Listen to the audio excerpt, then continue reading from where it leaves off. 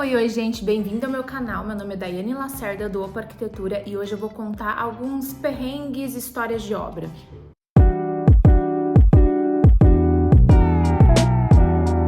O dia que eu recebi o vídeo de um vizinho dizendo que a sacada dele estava com uma cachoeira de água e não estava chovendo.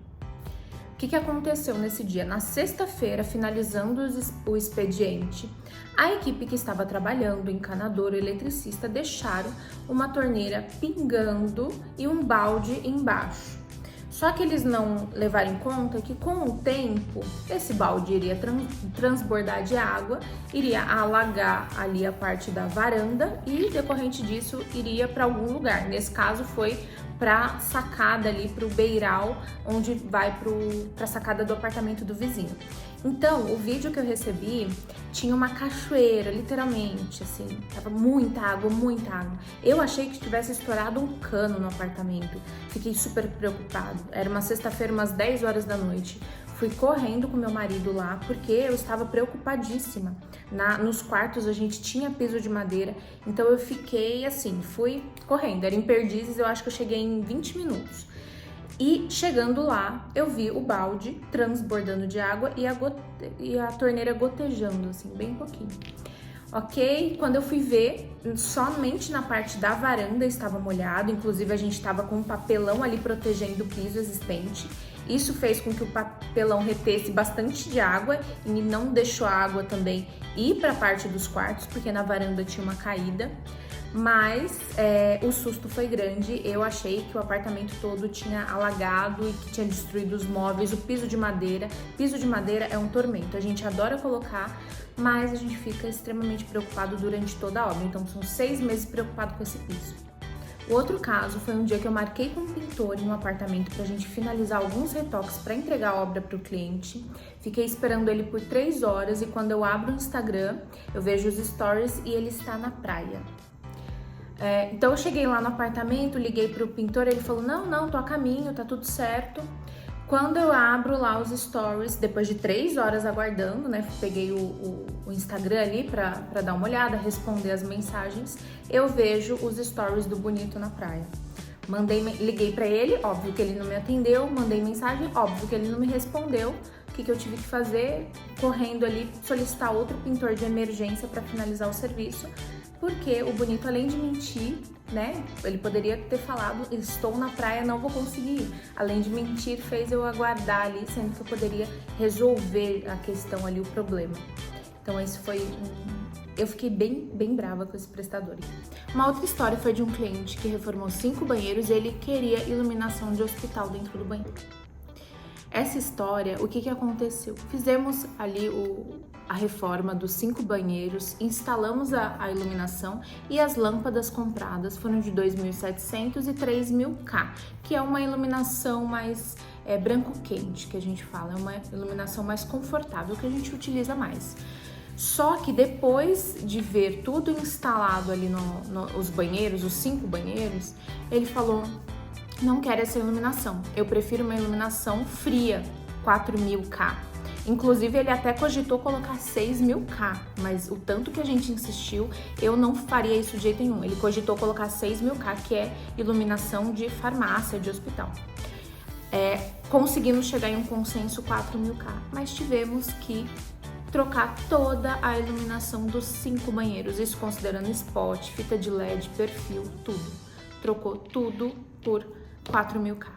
Moral da história, nunca mais eu fecho o orçamento sem o cliente ter certeza do que ele está comprando.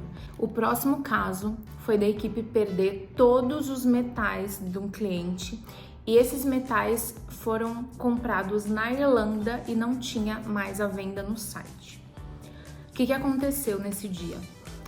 Foi uma pessoa lá no apartamento, disse, não estou achando os metais para eu fazer a instalação, não estou localizando. Uma segunda pessoa também não achei, foi uma terceira pessoa também não achei. Nesse momento, eu já tive um pequeno surto, uma crise de ansiedade, porque eram metais caros, que só tinha na Irlanda, inclusive não tinha mais no site. Então, no site, no link que o cliente me enviou para eu conferir os metais que foram entregues, eu clicava lá, não tinha mais para vender, não tinha mais estoque. E fora que ele comprou na Irlanda, imagine o tempo que ia demorar para isso chegar aqui no Brasil, se a gente tivesse que repor. Ok, fui numa sexta-feira, final do dia, lá no apartamento e vasculhei o apartamento todinho.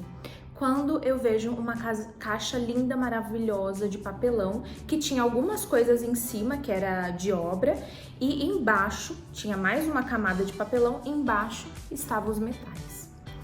É indescritível a sensação de alívio que eu tive naquele momento, quando eu achei todos os metais, coloquei todos no chão, fotografei, mandei pra equipe.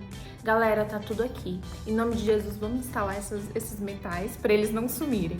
Então, moral da história, sempre armazenar onde a gente possa achar depois. Então, hoje em dia, eu compro caixas para guardar esses materiais, caixas que ficam fechadas, sempre deixo elas em um local que não é muito visível, então às vezes pode vir gente de outro apartamento entrar ali por engano, se tiver na frente pode acontecer de pegar, então eu sempre deixo armazenado nessas caixas e bem escondido. Mais uma história, essa é rapidinha. Quando o apartamento da cliente, a reforma, fica mais cara do que o valor do imóvel. Isso aconteceu sim. Teve uma cliente que fez a obra com a gente, o projeto não era nosso, e no final o valor da reforma dela estava maior do que o valor do imóvel. Mas isso ocorreu porque ela pediu tudo: piso de madeira, banheiro, porcelanato, só Porto Belo, metais coloridos, não tinha um metal cromado no apartamento, então tudo do bom e do melhor, as melhores marcas, só que obviamente no final o valor ficou maior do que o valor do próprio imóvel e a gente teve que reduzir algumas coisas, fazer algumas opções novas para ela aceitar ou não. Então já aconteceu isso do valor da reforma ficar mais alta do que o valor do imóvel. Essa história é um clássico.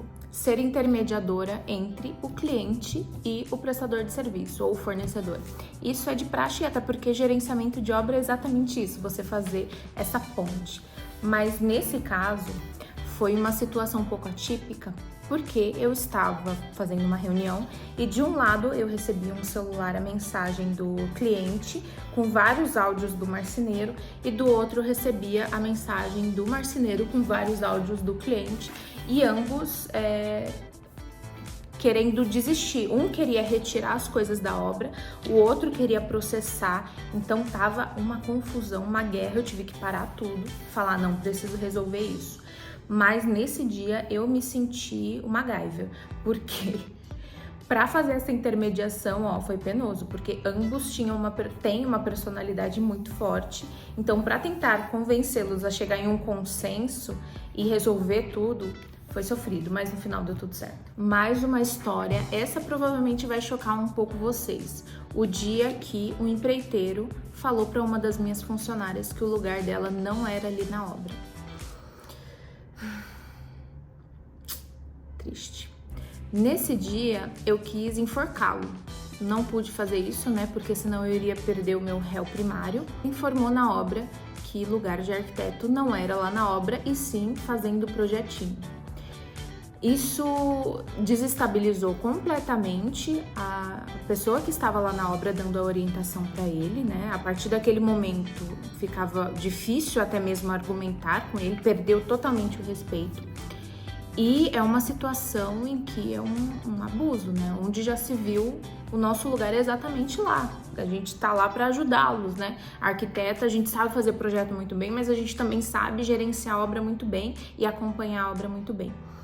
O que aconteceu depois disso? Fizemos uma reunião no outro dia, junto com a proprietária, porque esse empreiteiro não era indicado nosso, era indicado do cliente. Fizemos uma reunião com o proprietário, o empreiteiro, eu e a pessoa que trabalha comigo.